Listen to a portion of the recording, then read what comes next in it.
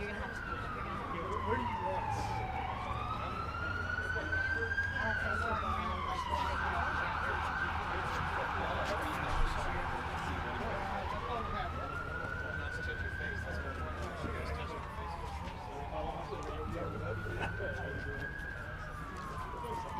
Dr. Lance.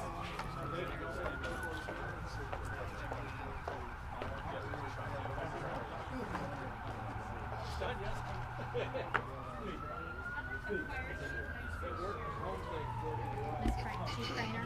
Chief Craner. Chief Craner.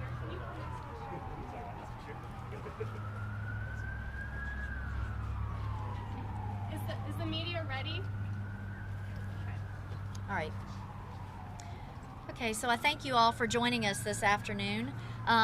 We have assembled together a lot of our local elected officials, our sheriff, our superintendent of schools, our supervisor of elections, our county commissioners are each here. We've also had the mayor is with us, several city council members. We also have leaders of our local business and tourism communities. So as many of you are aware, we did receive formal confirmation of a COVID-19 case yesterday afternoon. At 2 p.m. Escambia County, we did move into a local state of emergency. And then we also activated our EOC at a level 2. This morning at 8 a.m. we had a level 1 meeting with all of our emergency support partners. And then at 9 a.m. we had a meeting with our medical and health partners, which are part of the ESF 8. We are going to go into, we're going to have different individuals come and speak to you about different items, and I'm very thankful that they have been able to make time this afternoon to come. One of the things I did want to mention to you all is that one of our main messages that you're going to hear, I think, over and over from the folks that are going to speak to you is that we're asking you to stay calm and stay healthy. I think we all know the different messages that we've been getting from the Department of Health, and I would encourage our citizens to continue to heed those messages and practice the safeguards that we are going to be speaking with you about. At this time, I would ask Dr. Lanza to please come to the podium and speak about the Florida Department of Health. First, John Lanza, I'm the director of the Florida Department of Health in Escambia County. I just wanted to say that the public health and medical community in Escambia County has come together in a very cooperative way, just as we have with all the other issues that we've had in the past, such as hurricanes, floods, tornadoes, H1N1, the current hepatitis outbreak issues, and Ebola. So this is just another example of how the public health and medical community have come together. We have had our first resident case of COVID-19 and a gentleman who had traveled outside of our country. He came back and was tested and was found to be positive. As we do every day at the Florida Department of Health, we are involved in something called contact tracing. We do that every day for tuberculosis, hepatitis A, and other diseases that are out there, and we're doing the same thing for COVID-19. We have contacted this individual, figured out who they may have come in contact with, and we're in the process of letting them know that they may have come in contact with an individual with this particular disease, and then giving them appropriate instructions as to self-quarantine or self-isolate, or depending what the situation is. For several weeks now, specimen collection has been available to any healthcare provider in Escambia County, Florida, and for the rest of the state as well. Currently, the Florida Department of Health labs are accepting COVID-19 test kits, specimen collection kits, I should say, for evaluation. But in the past couple of weeks, we have had Quest and LabCorp, the large national laboratories, have also stepped up and are currently providing tested for COVID-19. We are also hopeful that our local hospitals will be able to do that shortly.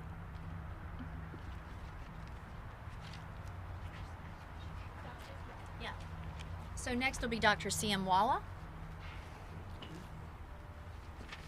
Hi everyone, I'm Dr. C.M. Walla. I'm one of the internal medicine, pulmonary and critical care doctor I'm affiliated with all the hospitals, and I'm here to discuss with you a little bit about disease, including symptoms, how it spreads, and how we can prevent that. As you know, this started in China, and it has been spreading since then. We are talking about spreading in older population as well as the younger population. If you are young, that doesn't mean that you are immune to the disease. You still can get the disease. There are patients who are critical and young at the same time.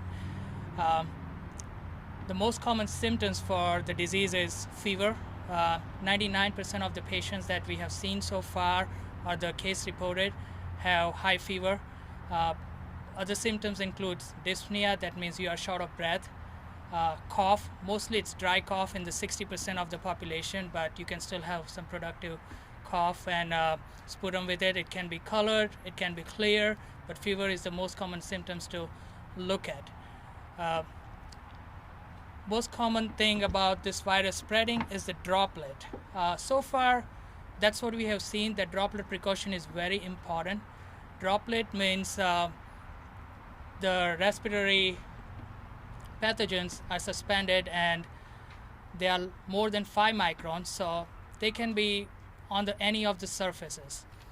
So you have to keep your distance from other people at least 3 to 6 feet, which is 1 to 2 meters, to avoid the spread.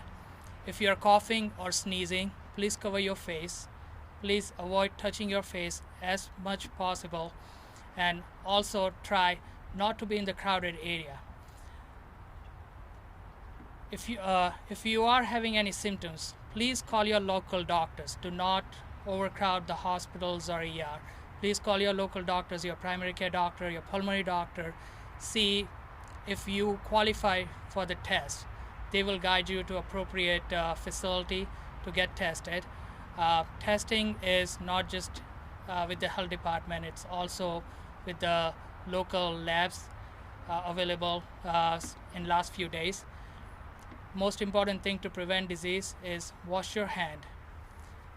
If you are in public and if some surface is touched very constantly, make sure you are washing your hands. Most important is use hand sanitizer which has alcohol level more than 60%. Anything less than that is not going to help you keep your hands clean. Do not overcrowd your hospital with symptoms. Again, this disease spreads like flu. It has similar symptoms like flu, so if you have symptoms, that doesn't mean that you have this infection only. It could be regular endemic viral infection, including influenza, which is still going around.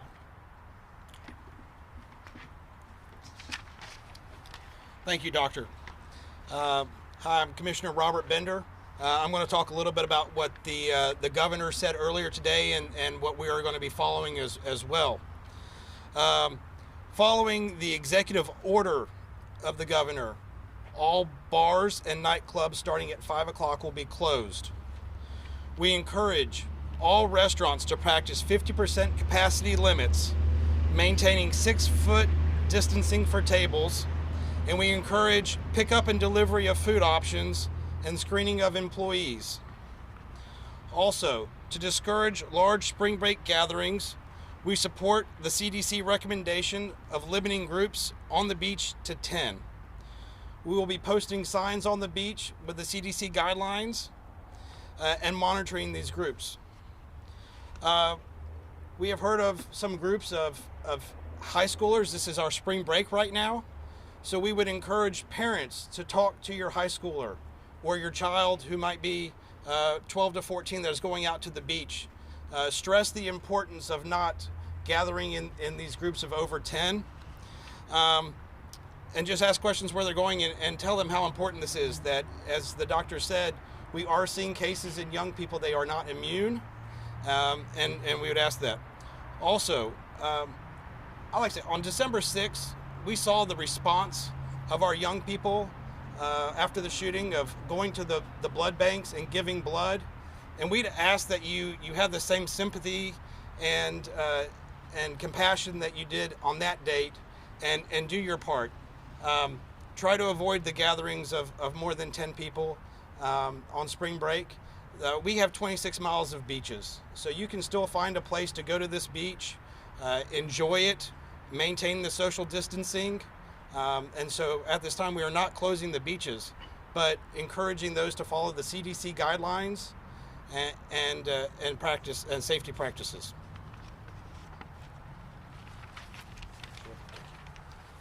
Afternoon, everyone. I'm Escambia County Sheriff David Morgan. What we're asking for today in our community is an outreach and asking for your assistance. As you noticed, the word that's also being used today is voluntary compliance. Right now, the governor has asked us and the president has asked us to do the following things. And so as good citizens and good neighbors, we need to do those things, because some states have found that people are not neighborly and they're not following and they're not being compliant. And so you're seeing some kind of what some have called draconian measures in places like California and New York, where they're closing down all bars and restaurants, theaters, where you're being restricted. And San Francisco this morning has, put in a place now where you must stay in your homes. And so let's make sure that Florida and Escambia County never comes to that drastic measure. And the way we can do that is if we are compliant with the issues that are being put out today. No one wants to be involuntarily quarantined in their home. One of the ways that you can help us and assist us in this is, please, ladies and gentlemen, stop hoarding. Stop hoarding. We have no problems with our supply line in the United States. And if you've listened to any of the presentations from the federal level on down, that is one of the things that all of your elected officials are ensuring stays open, that you get access to food and water and those things that sustain life. Right now, we know that people are buying 3 to 5 times the normal amount of food, toilet paper, necessities that they would normally buy, and that's why your shelves are empty. So again, we would ask that you stop hoarding. Today we found out people are also hoarding ammunition. Let me assure everybody, this is not going to be the zombie apocalypse. The folks that are in charge are very aware of what we're dealing with, and we need your assistance, though, to step through this process. So one of the ways you can help us is to stop hoarding. I always like to use examples that most everybody remembers. Everybody's seen the movie It's a Wonderful Life with Jane Stewart and Donna Reed, one of the most favorite movies. We always watch it around the holiday times. Everybody remembers the scene where it was a run on the banks and everybody wanted all of their cash back. And so the banks started closing because they were failing. And when everybody went to Bailey Savings and Loan, he discussed it with everyone that, your money's not in this bank, it's invested in our community. And so what is it that you need to make it until next month? And the people understood that and they played together. That's what we need to do in this situation. We'll come through this. We're Escambia County. We're about as resilient as they come. We've seen everything from terrorist attack to ice storms, to hurricanes with some regularity. But we can't do it without your help. So stop hoarding, be compliant, make sure that we don't end up having involuntary quarantines in Escambia County. And the way you do that, ladies and gentlemen, be a good neighbor. That's all we're asking you to do. Thank you. Thank you. Grover Robinson, the mayor of the city of Pensacola. We certainly appreciate the opportunity to be here with Escambia County, and we are partnering with Escambia County in this process to be a part of it. Many of the things you've heard today are things we're also implementing in the city of Pensacola. Certainly, I do want to at least acknowledge a couple of things. One, that we are meeting with Commissioner May tomorrow for a press conference dealing with testing and what we're doing with our healthcare facilities, and partnering with them tomorrow, 10:30 at Brownsville Community Center. So we'll be having that meeting tomorrow, and I hope you will be there to talk about a couple of those items. Two, the city of Pensacola today at our executive meeting declared a state of emergency to join with all the other ones. So we are in a state of emergency at this particular time as well, and we are moving forward with the things that the governor has asked for related to the closure of nightclubs and bars, as well as the reduction of restaurants to 50%, and to begin to transition. We'd like those restaurants to begin to look at ways to transition to pickup and delivery. We are certainly sympathetic with what this means potentially financially and economically, and we don't want you as an employee of these places to worry. So I want you to know that today I've sent a letter to the governor asking them to look at similar to what we did in BP when we had a claims facility for small businesses. that we do the same thing right now to ensure that our employees of those small businesses continue to have a sustainable wage and earning ability for them to be able to live as we move through this. We're very concerned about you on all things, so we want you to know that we understand the challenges you're going through, and we are trying to address every single one of them. So again, your local government here is working well together and finding ways to make sure that we are continually looking out for you, our citizens, and finding every different way we can find to protect you. So we ask that you do comply with these, both within the city of Pensacola and Escambia County, and we will continue to work for ways that we can protect you, both health, financial, and every other way that we can.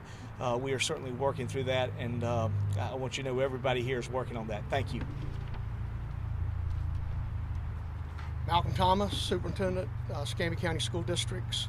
I think most of you realize that the school district is on spring break this week. This was our normal scheduled break for students and teachers. We still have employees working at the district level. We will also be closed next week for all employees, and all students will completely shut down. But while we have staff at our administrative buildings this week, we're taking advantage of the time to do a couple of important activities. Number one, we're completely desanitizing, deep cleaning every space throughout the school district. That will continue this week as well as next week with vendors that we brought on board, so that by the end of next week, every space, classroom, office, every space, every surface will be desanitized and ready to go should we be able to return to school as scheduled on March the 30th. That's Monday. I say scheduled because you see this is a dynamic situation. If that changes, then we'll come back to the media. We'll use our automated phone system to let people know what the new activity would be. We're also having district staff now for the last 2 days have been working to update district plans and procedures in the event something were to occur throughout this situation that would require us to be out for a period longer than 2 weeks. And so those plans are being dusted off, modernized, and we would be prepared should something change and we have to go longer.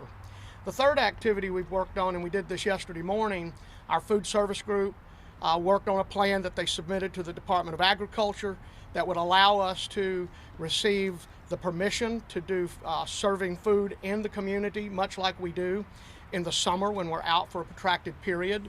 So beginning next Monday from the hours of 9 to 12, we have 5 locations where we will be serving breakfast and lunch. That's Brad Elementary, Bellevue Elementary, Warrington Middle School, C.A. Wise Elementary School, Booker T. Washington. This will be a curb service pickup and delivery system. These are non-perishable food items in to-go containers, and people would just drop by and pick up the food for breakfast, lunch. We are prepared in our application to expand the number of sites where we would provide feeding if we have to be out of school for students for a longer period of time. Thank you. Good afternoon. My name is David Stafford. I'm the Supervisor of Elections here in Escambia County. Just a couple of brief words. Number one, we are having an election today. Polls did open on time at our 80 precincts throughout the county. Since this COVID outbreak commenced, we only lost 2 polling places, Azalea Trace and University Pines, both facilities that cater to the older population as well as have some adult living facility component to it. We were able to, the same day we were notified by those polling places, we were able to secure a alternate polling location. I want to special thanks to the University of West Florida and Olive Baptist Church who agreed to host those polling locations. Notifications went out to those voters the same day, and we know just anecdotally that voters were getting them in their mailboxes because we were hearing from them. Again, polls did open on time. They'll be open until 7 p.m. This evening. Turnout is what I would consider fairly light. We're on track. I just checked, and we just exceeded 10,000 voters today. That would put us on track for about 20,000 for the day. In-person election day ballots, combined with the 32,000+ votes already cast via vote by mail and early in-person voting. That's going to put us on track to do about 30% turnout for this election. We have provided all of our polling locations with a limited number of supplies to clean common areas with directions to do so regularly, as well as a very limited supply, because the supply in general is very limited, to hand sanitizer. We ask both poll workers as well as voters when they arrive at the polls, if they have the ability to bring sanitary materials for them to be able to use themselves. Again, we'll be open until 7 p.m. One last thing is there still is an opportunity for a voter today who does not wish to go to their polling place or just simply cannot get to their polling place to come to our office downtown, corner of Palafox and Intendencia, and pick up it's a vote by mail, or otherwise known as an absentee ballot. So they would still have an opportunity to vote. They would have to fill out an affidavit. There's an emergency affidavit that's required under state law that has not been waived. You have to fill that out. It's a very simple affidavit, and then you can either designate someone to pick up the ballot for you, or you can pick it up yourself. But that ballot still must be returned to us by 7 p.m. We have opportunity for that individual to do it right there on the spot in our office, or they could take it out, bring it back in to us, but it would have to be back to us by the close of polls at 7 p.m. But we are on track to vote throughout the day, 7 p.m. We opened on time this morning, and I want to take a special thanks to the poll workers. As you can imagine, that was priority number one, is making sure we had the personnel, but those folks showed up. So if you're out voting today, give a special thank you to those folks that are out there doing the job of making our democracy work. Thank you very much. Okay, so in closing, before we take questions, what I'd like to say is that I believe that we're fighting an invisible enemy, and this is an enemy unlike any that we've seen in the past, particularly in our area. We've typically had what I would say are tangible disasters. We've had hurricanes, we've had floods, we've had things where you can see the damage and then you know how to make the repair. But because with this invisible enemy, we are having to do things different, we're having to think differently, and we're having to have different actions. I do think that this will draw us closer as a community, that it will make us stronger. So with the help of these men and women behind us, and then all the other folks in the community that are already gearing up in terms of the emergency support functions, and those the health and medical personnel and the first responders that are already responding to this particular event, I would say that all of their work is going to make our community better, and it's going to help our citizens and our community stronger in the end. So I think we would like to do questions one at a time, please. My question's probably for Dr. Lanza, if you don't mind answering. What do we know at this point about this first patient in Escambia County? I know you said it was travel related. Do you know where they traveled to, when they traveled? It's a gentleman who traveled outside of the country, came back in, was symptomatic, and was tested, and was found to be positive. What further steps are being taken now? Could you rephrase that question? What further steps are being taken now in terms of tracking? Oh, contact tracing, yes. We have obtained information from the agency that did the test of people who may have come in contact with this individual for a brief amount of time, and we are notifying them that they may have come in contact with someone who tested positive for COVID. This is a typical process. We do it on a daily basis for hepatitis A, tuberculosis. We're very well acquainted with how to do this, and we are performing the necessary evaluations and interviews. What is their condition at this point? What is their condition? The case.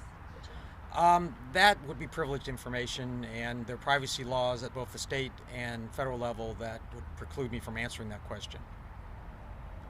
Jim?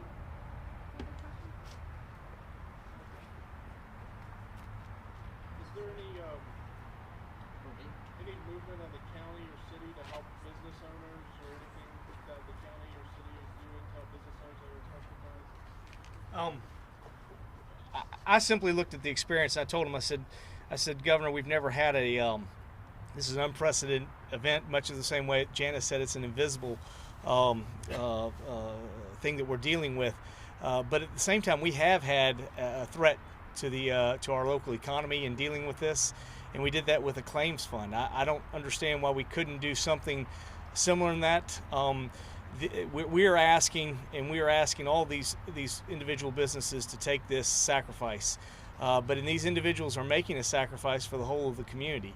In my letter, I indicated that I believed in some way or another we ought to find a way to compensate for those payroll expenses of those small businesses. I would hope there would be something similar to what we did with BP claims, and the ability for those companies to be able to put something in to be able to cover their payroll, especially in the event that they did not release any employees, didn't terminate or fire any employees, and kept them on. I think this sacrifice is a communal sacrifice, and while I certainly am a believer in free enterprise economy, the sacrifice that these individuals are making, I think it's worth us at the federal and state level to be figuring out if there's a way to make sure they stay whole through this process. Certainly we all hope this is a short containment, but we don't know going forward. But I think that's the best thing we can do at this particular time in looking at something like what we did under BP. And it's not unprecedented. Granted, it was a private entity that provided those dollars. It would not be much more difficult to set up the same kind of mechanism and use a governmental entity to do that. So I got a question for Jack Brown. Visit Pensacola. Last week, Visit Pensacola got $200,000 from the emergency marketing plan. As I understand it, the plan was to market for people to drive to this community. Have y'all changed that approach? Well, there's supposed to be a meeting, as you're aware, on the 24th. I spoke to the chairperson earlier today. We're canceling that meeting, evaluating the what's going on in the recent days. We've decided that we're not going to move forward with the emergency funding at this point. We have adequate funding for marketing, but we also think it's prudent that we are sensitive to the needs of the community as a whole. We're reaching out to our partners. We're going to take an operational pause as far as marketing. We're continuing to refine our plans, but other people, people are going to come to the beach. We got great weather, they'll come, but we're going to scale back on marketing right now. We just think that's the right thing to do for our community. I have a question about first responders that perhaps Eric Gilmore could speak to, and also maybe Sheriff Morgan. But first question is, are first responders, including 911 dispatchers, doing anything different than they normally would do? Perhaps dispatchers are screening for coronavirus illness before people are sent out. And also, Sheriff Morgan, if your agency was taking any precautions. Sure, I can speak for Escambia County Public Safety. Right now, 911, our dispatchers are screening calls. As calls come in, if they exhibit flu-like symptoms, go down a screening questionnaire, travel around the country, wherever you travel to, last 14 days, how long have you had your signs and symptoms, and then our crews are taking precautions. We have PPE in place for our EMS crews. We're actually doing things to limit the personnel inside the homes. So if a fire response is not needed, we try to leave fire guys outside, let the EMS handle the patient care, and don the proper PPE. Once they get done with the patient, they doff the PPE and decon the box, and get ready for the next call. So we are taking precautions for our responders. Pretty soon here we'll be implementing here at the EOC. We're having a conference outside for this very reason.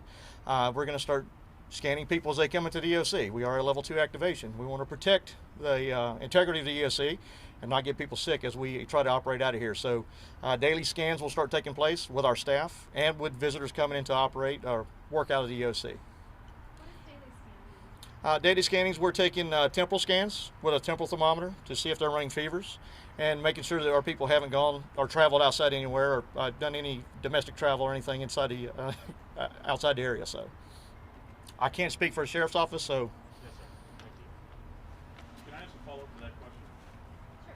Sure. You were just mentioning the steps like being outside here to try and avoid sickness among staff, but yet even still we have a large congregation of almost every leader of every organization involved in this up there, having seen some cough. Right. So why is that? Why are we outside or closely together against what you're advising? So if everybody who's greeted each other has either done the old elbow or we're not touching hands, we're taking precautions. While we are kind of in an area where outside distancing, I think the medical doctor could talk better about that. But could he? Dr. Lansley, could you talk about outside? And Is this going to do anything to prevent sickness, just being outside? 6 foot of distancing or 2 meters is preferred for sure, but being outside with the wind blowing definitely decreases any risk. Yeah, of course, that's an excellent question, and I'll answer both of that. But common sense also kicks in. Okay. We can't live life isolated. We're the ones, the first responders, who I will tell you that our dispatch center is also asking a set of questions before we dispatch. All right, so I get that information back. Do I not dispatch? Do I say, well, I'm sorry, there's a potential viral infection in your home, so we're going to pass on this domestic violence situation? Well, of course we can't. So we're going to have to assume as first responders, and what we do does not lend itself to hazmat suits. Anybody want to don a hazmat suit and fight with somebody? So there is a certain assumption of risk, just like here, where your elected officials have come together in an attempt to convey to our community that we are standing together. And yes, we're joking about the elbow bump, but I would tell you, nobody in there shook hands. And after we respond, just like after we leave here, everybody's going to go wash their hands, and they're going to use hand sanitizer if it's available. So you've got to be reasonable. I can't live in a bubble. Life doesn't stop because of this virus. But just like us, we're asking our community to do some real common sense things. But our daily life doesn't stop. You still got to go get groceries. You still got to go here. But things like movies, congregating in a theater, those things we can live without. This is a good time for you to reassess in your life what are necessities and what are desires. Necessities sustain life. Desires are things that we can set aside for this short period of time, which hopefully it will be a short period of time, and then life will return to normal. But right now we're going to assume a certain amount of risk. If you call, the Escambia County Sheriff's Office is going to show up. I got a question for Eric or Janice. What was learned this morning? You had the meeting with the hospital group. What's the report on that? Good question. So we just want to meet with our ESF8 partners, our hospital, ALS nursing homes, to make sure that they're following the 30 days, no visitors, making sure they're protecting their population. That is the vulnerable population we're talking about. And to see any needs that they have in the community. PPE, we're making sure they have enough PPE to do their job. Once again, protect their clientele, protect their occupants of the facility. So we had good interaction with them. Everybody seemed to be following the proper procedures, protocols, hand washing, hygiene, social distancing within the community centers, and interaction with outside people coming in. So the other side of it was just to let them know that we're here. If they need anything, ESF8 is activated. We are at level 2. They can call and if they need resources, information request, we can provide that.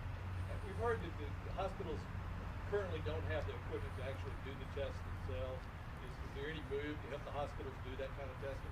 That's a good question. I'm going to defer that one.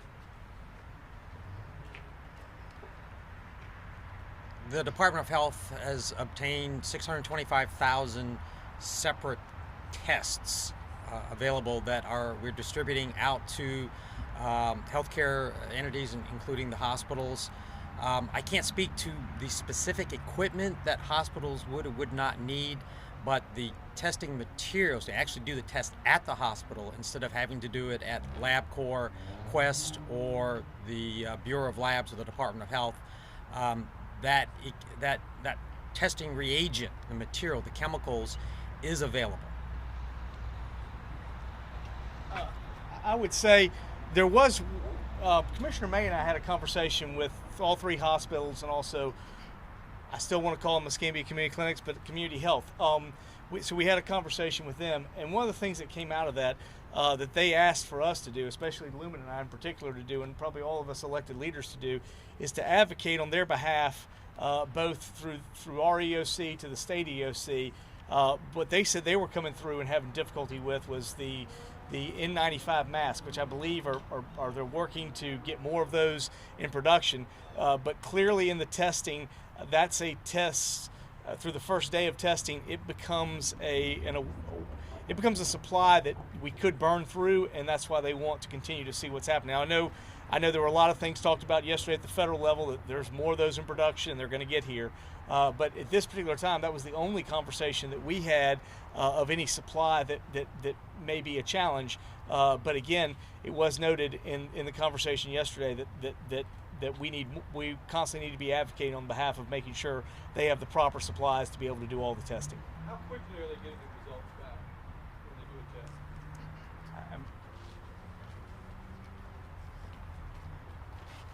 test? Of course, the more communities that are sending specimens in to be tested at the state lab and at Quest and LabCorp, just the mass is slowing down the testing. So I don't have an accurate number right now. We've heard between 2 and 4 days, depending on where it is sent. But the idea is that the 625,000 possible tests, the chemicals for that will be at the local level, so that turnaround will depend on the flow at that particular facility, at the hospital, for example. So right now, we're waiting to see when the hospitals can start local testing, and then we'll have a better idea how long it takes from when the sample is taken, the specimen is taken, to when the results are available. So to answer your question, currently it's taking 24 hours minimum, but maximum is taking 3 to 4 days, depending on how many tests are being sent. 2 weeks ago, when I got tested initially, it took them three days to get the results back. I had a quick question for the police chief. Yesterday, it was announced that the Pensacola Police Department were going to be collecting information about minor incidents via the phone and not in person. I just wanted to make sure that was still going on, and if there are any additional measures you're taking. It is. Again, we're responding to every single call for service. If you pick up the phone and call the police department, we are responding. On those cases that don't require face-to-face contact, which are a certain percentage of those calls, we're simply shifting to on-call and reporting. It's a uniformed police officers. There are school resource officers. Schools are closed down, so we're putting them to work, writing reports, typing them over the telephone. And that's just to mitigate that face-to-face contact as much as we possibly can. We're following CDC guidelines where our lineups are being held outside, and it's just that common sense. Avoid the handshakes. Again, we don't have the luxury in law enforcement of sheltering in place. We strap on a bulletproof vest and a gun every day we go to work. We accept a certain level of risk, and this doesn't change that at all. But as a chief and as the mayor, we're going to mitigate that exposure as much as we can, because we don't want the virus to run through our police department. That's our staffing levels are a concern. We're staffed at a level now that is at 100%, so we just don't want to change that. We're going to mitigate the risk as much as we can, and the call and reporting is helping us do that. Is the sheriff's office doing something similar? Did you have a question for me before we swapped? Or? No. So. We are. The discussion started yesterday. Everything from paring back on fingerprinting, closing the front lobby. Right now, as we speak, our staff is working those very issues. We're looking at paring down our workforce at work. How many folks that are in administration can they telecommute? Can we have you do your job at home? Of course, we have issues with computer security, those sorts of things. So we have to have the appropriate laptops that they can take home and use to produce the work product. We can't just let them use their home personal computers. So we're working through those issues, but we'll be paring down the number of people at the sheriff's office, minimal contact with the citizenry, and just like the chief said, anything that we can handle over the phone by taking your report, we most assuredly will. We're trying to eliminate as much as possible, one-on-one contact. But again, in what we do, that's an impossible thing. I can't totally cut that out. And again, we just assume a certain level of risk. What I'm sure what the chief he alluded to, and we're very concerned about, is losing this war of attrition. So like one of the things we just did, we're checking our training list. We're finding out that the word that we got from the Florida Department of Law Enforcement is any of their officers that travel to out of country or high risk states, Washington State, California, New York, Washington D.C., Chicago. The Chicago airport was also listed on that. Returning back to Escambia County, they will self-quarantine. So we're now looking at that because the probability of your exposure in those areas or being out of the country is very high. So now I take these officers, I've got a couple coming back from training from one of those states. They're going to go into quarantine for 14 days. So I'm worried about my attrition rate. So now my officers respond to calls that they have to respond to, and we find out that there were people quarantined in that home, and so now I lose 2 more officers. I could literally wake up one day with nobody to respond. So those are very real issues that we're seeing. Again, how much risk do we assume, and how can we juggle this to make it through the time period or time frame that we've currently been given? It's going to be a difficult task. All right.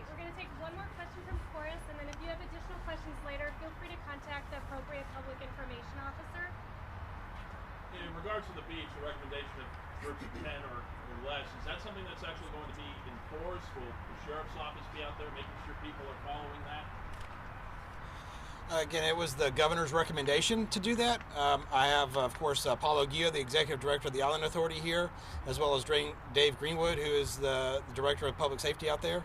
And so we are going to be posting signs informing beach visitors that you need to try to minimize to these groups of 10 and to social distance. And again, we have 26 miles of beach, so there's plenty of room for them to do that. We don't have the customary issues that the rest of the state is dealing with, so all 26 is open for visitors.